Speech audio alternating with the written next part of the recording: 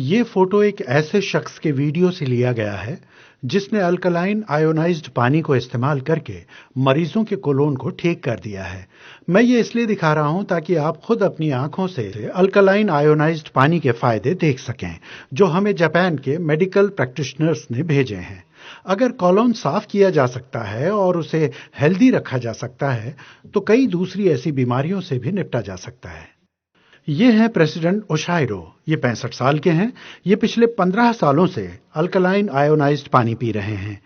ये है वो और उनकी बीवी। ये दोनों जवान दिखते हैं। मैं ये इसलिए दिखा रहा हूं क्योंकि मैं इस पानी के पहले कैरेक्टरिस्टिक के बारे में बताना चाहता हूं, जो है एंटी एजिंग। ये पानी बहुत powerful anti ageing antioxidant agent है। ऑक्सीडेशन समझाने का आसान तरीका है कि जब आप एक सेब काटते हैं तो उसका रंग ऑक्सीडेशन की वजह से बदल जाता है। एक्टिव ऑक्सीजन या फ्री रेडिकल सेल्स पर हमला करके उन्हें बर्बाद कर देते हैं। इसी तरह का ऑक्सीडेशन हमारे शरीर में भी होता है। हमारे ह्यूमन सेल्स में हम पूरी तरह ऑक्सीडेशन को रोक नहीं सकते, इसलिए हम एजिंग प्रोसेस को रोक नहीं सकते। हम सिर्फ उसे धीमा कर सकते हैं। आपको अपने सेल्स को ये powerful anti ageing antioxidant agent देने के लिए अल्कलाइन आयोनाइज्ड पानी की जरूरत है, वरना आप इस आखिरी तस्वीर में दिखाई देने वाले बूढ़े शख्स की तरह दिखने लगेंगे। हमारे शरीर में ऑक्सीडेंट कैसे जाते हैं? ये फ्री रेडिकल्स हमारे शरीर में सांस लेते समय हवा के जरिए जाते हैं। वो खाने के जरिए भी अंदर पहुंच जाते हैं और हम जो भी पीते हैं ये उसकी वजह से भी अंदर चले जाते हैं। ऑक्सीडेशन सेल्यूलर लेवल पर होता है। ये सेल है, इसके अंदर है क्रोमोसोम और उसके अंदर होता है हमारा डीएनए। जब फ्री रेडिकल्स डीएनए पर हमला करते हैं तब सेल्स खत्म हो जाते हैं। इस तस्वीर में आप फ्री रेडिकल्स को डीएनए मॉलिक्यूल पर हमला करते हुए देख सकते हैं। इसीलिए आपको एक पावरफुल एंटीऑक्सीडेंट की जरूरत है, कुछ ओआरपी की तरह, जो है ऑक्सीडेशन रिडक्शन पोटेंशियल, जो -300 -400 मिली वोल्ट्स का होता है। वैसे तो मार्केट में कई सारे एंटीऑक्सीडेंट न्यूट्रिशनल प्रोडक्ट्स मिलते हैं, जैसे विटामिन्स और फ्रूट जूसेस, लेकिन उनकी ओआरपी वैल्यू बहुत कम होती है। जापान में किसी चीज को दवा के तौर पर अस्पतालों में इस्तेमाल कर पाने के लिए उसका ओआरपी -300 से लेकर -400 के बीच होना चाहिए। मैं आपको समझाता हूं।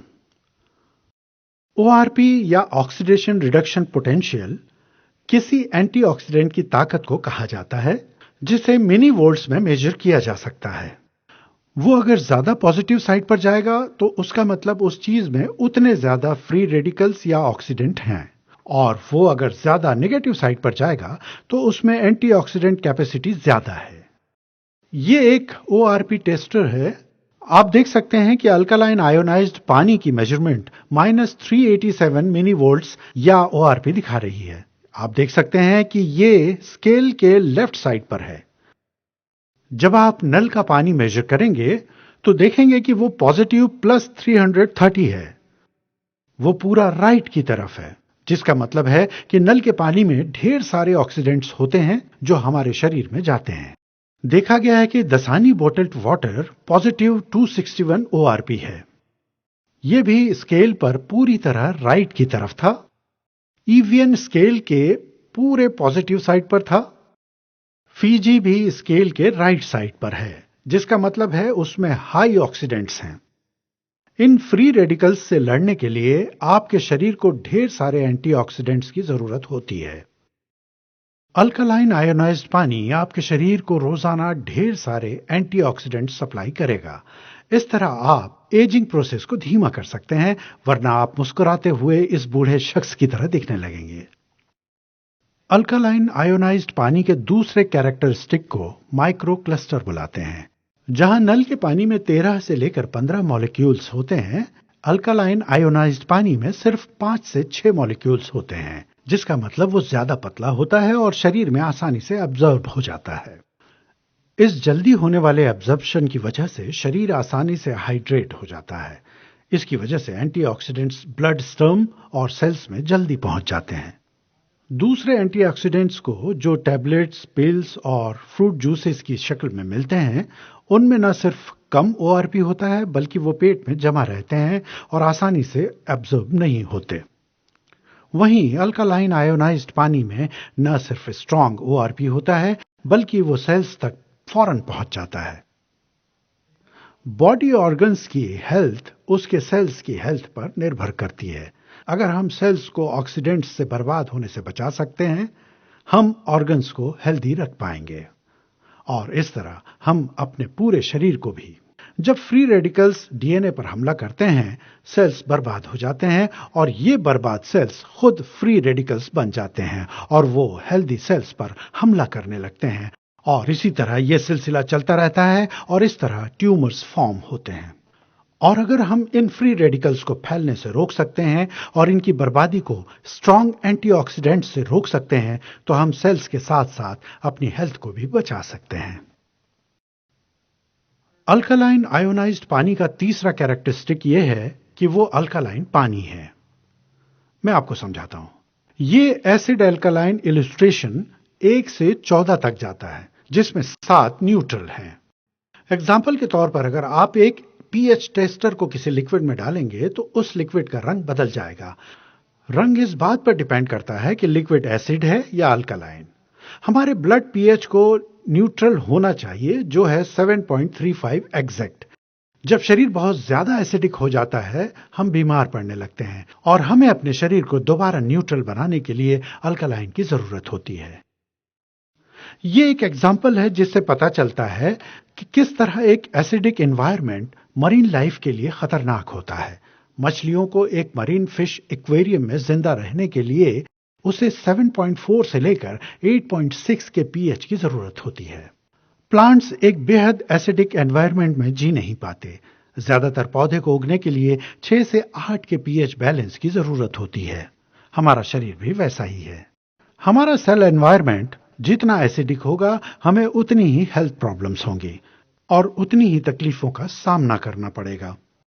जब किसी शख्स को इमरजेंसी रूम में लाया जाता है, बाकी चीजों के साथ सबसे पहले उसका पीएच बैलेंस देखा जाता है, क्योंकि 1 या 2 पॉइंट्स के गिरने की वजह से वो शख्स कोमा में जा सकता है और अगर न्यूट्रल के 2 पॉइंट्स नीचे हुआ तो वो शख्स मर भी सकता है। जिसे कैंसर होता है, उस शख्स का शरीर बहुत एसिडिक होता है। यह साबित किया जा चुका है कि कैंसर एक एसिडिक एनवायरनमेंट में फलता फूलता है और वो एक अल्कालाइन एनवायरनमेंट में उभरता है। इसलिए हमें ग्रीन सलाड्स की तरह ढेर सारा अल्कालाइन फूड खाना चाहिए।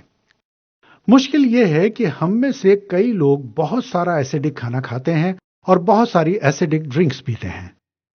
हमारी खरीदी हुई 80% चीजें एसिड प्रोड्यूस करती हैं, जिसकी वजह से हमारे शरीर में एसिडिटी बढ़ जाती है और उसकी वजह से हमें कई सारी बीमारियां होने लगती हैं, जैसे acid reflex, arthritis, gastritis, gout, जो ढेर सारे यूरिक एसिड की वजह से होती हैं।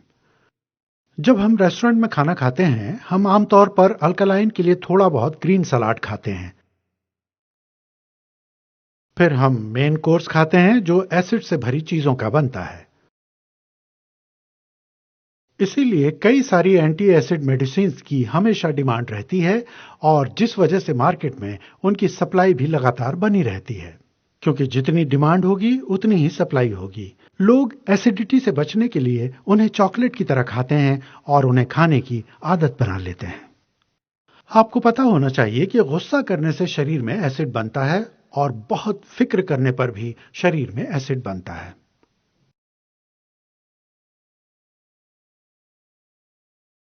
ह्यूमन बॉडी तकरीबन 70% पानी से बनी होती है और अगर हम लगातार ये एसिडिक ड्रिंक्स पीते रहे तो हम अपने बॉडी सेल्स के लिए एक एसिडिक एनवायरनमेंट तैयार करते हैं, जिसकी वजह से हमारे शरीर में एसिड जमा होते रहेगा। और अगर आप रोजाना अल्कालाइन आयोनाइज्ड पानी पिएंगे तो आप अपने शरीर में होने वाले एसिड को न्यूट्रलाइज कर देंगे। अल्कालाइन आयोनाइज्ड पानी आपके सर्कुलेशंस को भी बेहतर कर देगा और शरीर में होने वाले टॉक्सिन्स को बाहर निकाल देगा, जिसके बाद हम पूरी तरह हेल्दी बन सकते हैं। इन ताकतवर जानवरों को देखिए जो अल्कालाइन से भरी चीजें खाते हैं। ये दिन भर घास खाते हैं जो इन्हें हेल्दी और ताकतवर रखता है। इसीलिए हमें अल्कलाइन आयोनाइज्ड पानी ही पीना चाहिए।